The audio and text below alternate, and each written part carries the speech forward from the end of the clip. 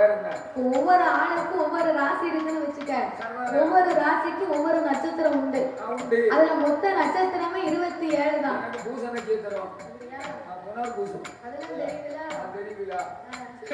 27 நட்சத்திரம்னா கார்த்திகை, ரோகிணி, பூசம், புனர்பூசம், பூரட்டாதி, கேட்ட, பரணி, அவிட்டம், உத்திரம், உத்திராட்டாதி.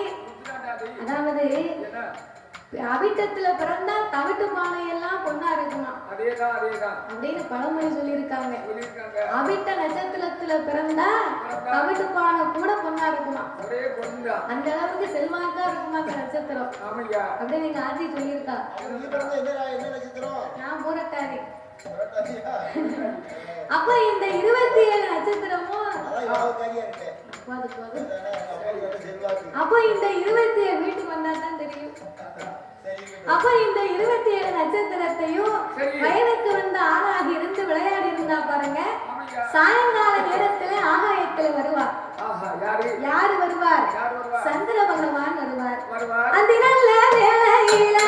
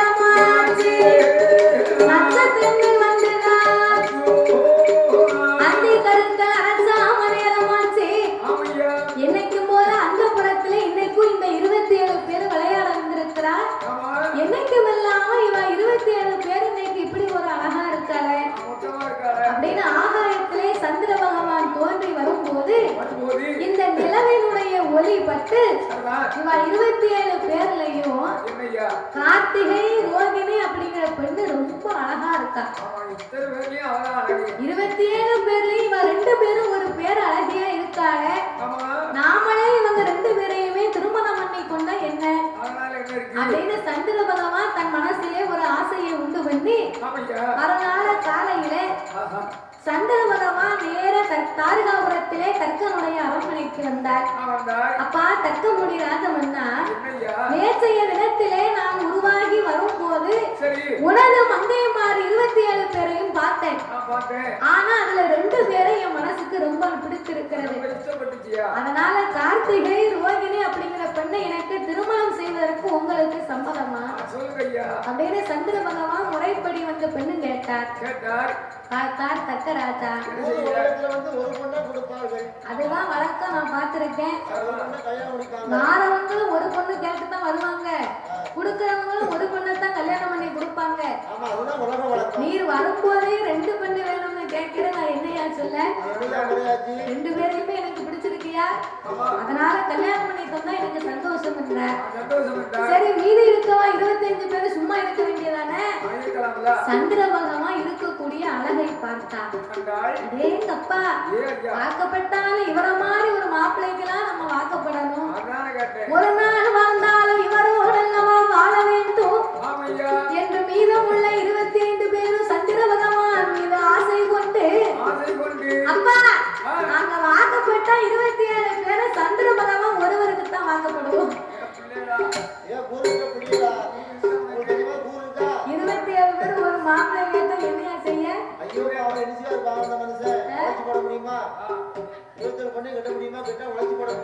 உழைச்சு போட முடியாது. அதை விட ஒரு பெரிய பிரச்சனை என்ன தெரியுமா? 27 பேருக்கு சேலை, சட்டை, பூவு, பொட்டு கண்ணாடி வளையல் அவனுக்கு எவ்வளவு முறைய வாங்கி போட சமாளிக்க முடியல. ஆடி கழிவு என் பொண்டாட்டி சொல்லியிருக்கா, ஆடி கழிவு போய் 5 சேலை எடுக்கணும்னு இருக்கா. ஆடி மாசம் ஆஃபர் இல்லையா? ஆஃபர் ஆமா. 5 சேலை எடுக்கணும். ராஜேஷ் வேண்டாமா? அத்தாட்ட கேட்டேன். சரி அவர் 2 சேலை எடுத்தாரு. ஏன்னா இவரு அக்காவை தான் இவருக்கு கெட்டி இருக்கு. ஆமா உங்க வீட்டு என்னைக்கு வந்து கால் வைக்கணும்? அன்னையில இருந்து கண்ணீர் தான் பொங்குது, சந்தோஷம் பொங்கல. யார் சொன்னா? அவருக்கு இருக்க சந்தோஷம் யாருக்கு இருக்கு? பொண்ணு கிட்ட போறோம். உங்களுக்கு எட்டி கொடுத்த போது அஞ்சு வந்து எதை கொடுத்துட்டு உங்க பேச்ச பிறகு பேசுவோம். அப்ப இந்த 27 பெண் குழந்தையை சந்திர பகவான் அழகை கண்டு இவருக்கு தான் நாங்க வாக்கப்படுவோம்னு ஒத்த காலில் நிக்கா. அப்ப தக்கராஜா இவ்வளவு சொன்னாரு. ஏலே பிள்ளைகளா வாங்க, அப்பா சொல்லுங்க, என் பேச்ச கேளுங்களேன். நாளை பின்ன இவரு நானா உங்களை கூப்பிட்டோம்னு சொன்னா நீங்க எங்க போவீங்க? 25 பேரும். அதனால அவரு கேட்டு வந்த பெண்ணையும் அவருக்கு கல்யாணம் பண்ணி கொடுப்போம். உங்க 25 பேருக்கு அப்பா நான் வேற மாப்பிள்ளை பார்த்து உங்களை நல்லபடியா கல்யாணம் பண்ணி வைக்கிறீங்களா? 50 வயசானவங்க 55 வயசு மாப்பிள்ளையை கட்டி கொடுப்பன தவிர விளையாட்டுல விட மாட்டேன் பாத்துக்கோ அப்படின்னு தக்கராஜா சொல்லி பார்த்தார். கேட்பாளா? இன்னைக்கு சில பேரு கல்யாணம் பண்ணணும் அப்படின்னா நான் எந்த பெண்ணை விரும்புதனோ நான் லவ் பண்ற பொண்ணை தான் எனக்கு கல்யாணம் பண்ணி வைக்கணும் அப்படின்னு சொல்லுவாங்க. அப்படி கல்யாணம் பண்ணி வைக்காம வேற மாப்பிள்ளை பொண்ணு பாத்துக்கிட்டு இருந்தேன்னு வைங்க, நான் இப்பவே மருந்து குடிச்சிருந்தேன்பா. பெத்தவங்க என்ன செய்வாங்க? நம்ம பிள்ளை நல்லா இருக்கட்டும்னு கட்டி வச்சிருவாங்க. நாலு பொண்ணு அவன் வந்த உடனே வந்து இவருக்கு போன் போட்டு பேசுற அம்மா அப்பா சொன்ன பிள்ளையவே நம்ம கல்யாணம் பண்ணிருக்கலாம் உங்களுக்கு. என்ன பேசுவாளா? தாய் தகப்பங்க இருந்தாங்கன்னு வை, கல்யாணம் முடிக்காத வரைக்கும் எங்க வேணாலும் போகலாம், எங்க வேணாலும் வரலாம், எத்தனை மணி ஆனாலும் கணக்கு கிடையாது. ஆனா கல்யாணம்னு ஒண்ணு முடிச்சுட்டு வைங்களேன், முடிஞ்சதுக்கு பிறகு அம்மா சாயங்காலம் 6 மணிக்கு ஒரு போன் போடுவா. மாப்பிள்ளை வெளியே போயிட்டாருன்னு ஆளத்தாங்களேன்னு போன் போடும்போது முதலாவது என்னங்க அப்படின்பா. என்னங்க 6 மணி ஆச்சு, வீட்டுக்கு வாங்க, பிள்ளைங்க வந்தாச்சும்பா. நீ இப்ப வந்துருவே, நீ போன வையும்பாரு. பிறகு ஒரு மணி நேரம் எதிர்பார்ப்பா. மணி 7 ஆகும். 7 மணி ஆன உடனே ஒரு போன் போடுவா. என்னங்க எங்க இருக்கிய? கடையில இருக்கியா? சரக்கு அடிச்சியா பிரிக்கிறது? அப்போ 8 மணி 7 மணி ஆச்சுன்னா ஒரு போன் போடுவா. நீ வை, இப்போ நான் போன் அடிச்சு நீ வைக்கிறதுக்கு முன்னால நான் வீட்டுக்கு வந்துட வேண்டியும் பாரு. மறுபடி ஒரு மணி நேரம் ஆகும்.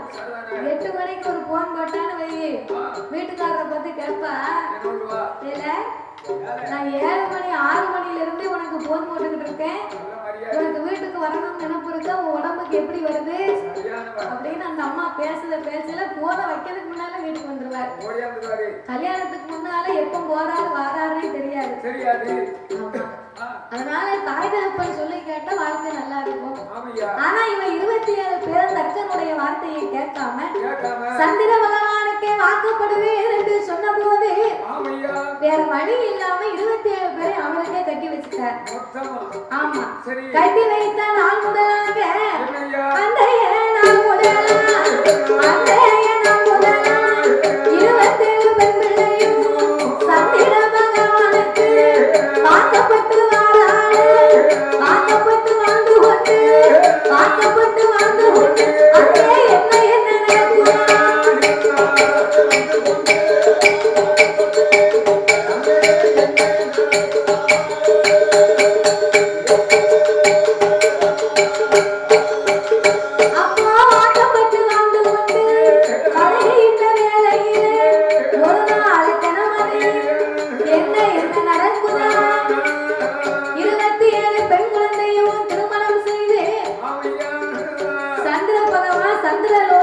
தன்னுடைய அரண்மனையில வைத்திருக்கிறார். சிலது காலமாகி கொண்டே இருக்கிறது. காலம் ஆக ஆக ஆக இந்த சந்திர பகவான் தான் விரும்பினார் பாருங்க, கார்த்திகை ரோகிணி அப்படிங்கிற 2 பெண்ணோடு மட்டும்தான் கூடி வாழ்ந்தார். மீதம் உள்ளவா 25 பேரையுமே வாழா வெட்டி ஆக்கினார். 25 பேரும் கொஞ்ச நாள் இருந்து பார்த்தார். இதுக்கு மேல இங்க இருந்தாலும் எந்த புண்ணியமும் இல்ல.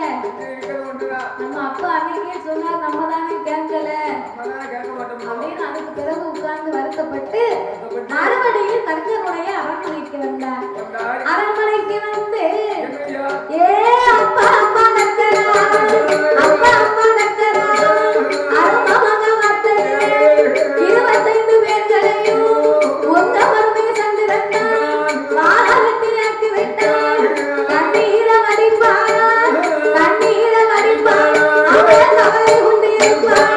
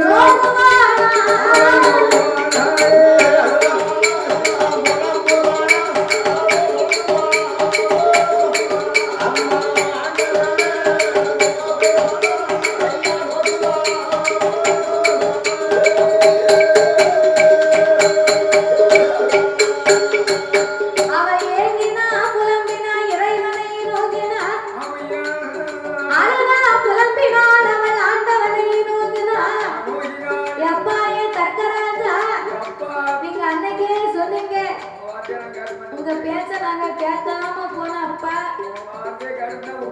இன்னைக்கு நீங்க சொன்ன மாதிரி கர்த்தராஜா அப்பா, நீங்க சொன்ன மாதிரி சந்திர பகவான் எங்க 25 பேரையுமே வாழ வெட்டி ஆக்கினார். அதாவது யாரா இருந்தாலும் வழிய போனா கிளம்பிடுவாங்க, விருப்பப்பட்டு வந்தாதான் குமரியும்பாங்க. அதனால நான் சொன்ன என் பேச்ச கேட்டியா? எவரு ஒருவர் விரும்பி வருகிறாரோ அவர் விருப்பத்தோடு வாழ்வார். மனமே இல்லாதவங்களுக்கு கல்யாணம் பண்ணி கொடுத்த வேஸ்ட் தானே. சரி, அதனால நீங்க ஒண்ணும் கவலைப்பட வேண்டாம். நான் அப்பா இருக்க உங்க 25 பேரை நான் பாத்துக்கிடுவோம். நீங்க ஒண்ணும் கவலைப்படாதீங்க அப்படின்னு 25 பேரையுமே ஆட்சி தேர்ச்சி ஆறுதலை சொன்னார் இந்த தர்க்கராஜா. ஆனா மனசுக்குள்ள இவருக்கு கோவம் வெக்க தாங்கல. பெத்தமுள்ள வாழாம இருந்த எந்த அப்பனுக்கு தாமே கோவம் வராம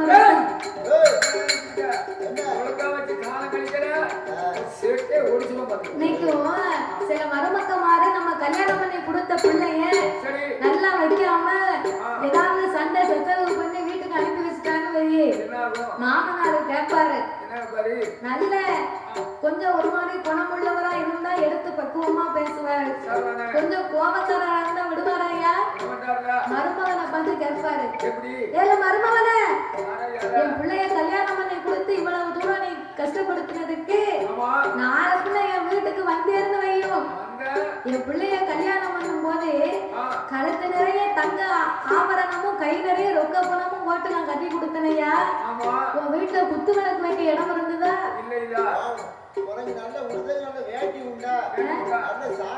என் புள்ள வந்த பிறகுதானப்பா நீ செல்வாக்கா இருக்க.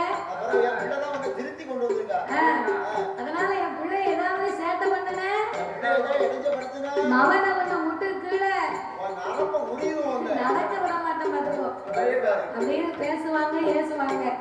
அப்ப தர்க்கராஜாவுக்கு மனசு கேட்குமாயா? அடே சந்திரா, நீ அழகா இருக்க போய்த்தானா என் பிள்ளைகளை நீ வாழ வெட்டி ஆக்குன. நீ பெரிய அழகுன்னு நினைச்சுதான உன் மனசுல ஆணவம் வந்து என் பிள்ளைகள் 25 பேரை வாழ வெட்டி ஆக்குன.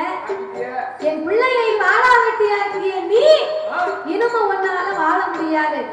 இன்னையில இருந்து அழகன் என்ற ஆணவம் கொண்டு இருந்ததனால இன்னையிலிருந்து நாளுக்கு நாள் உன்னுடைய அழகானது குறைந்து உன்னுடைய அழகே இல்லாதபடி நீ குறைந்து போவாயப்பான்னு சாபத்தை கொடுத்தார். இவர் கொடுத்த சாபத்தினால சந்திர பகவான் நாளுக்கு நாள் சவள பிள்ளையா தேஞ்சுக்கிட்டே வரார்.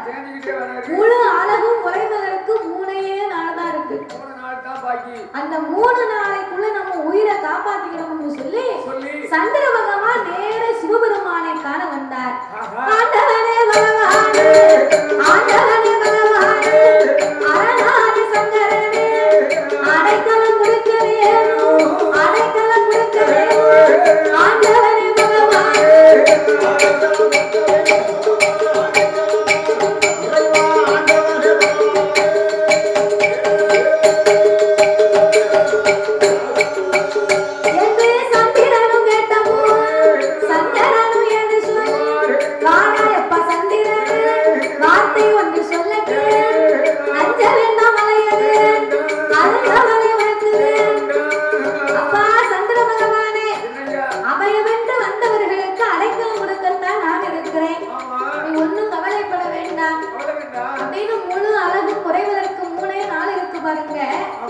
அந்த நிலவினுடைய தேய்ந்த நிலவின் விரையை தூக்கி சிவபெருமான் தன் திருச்சடையிலே சூடி வைத்தார்.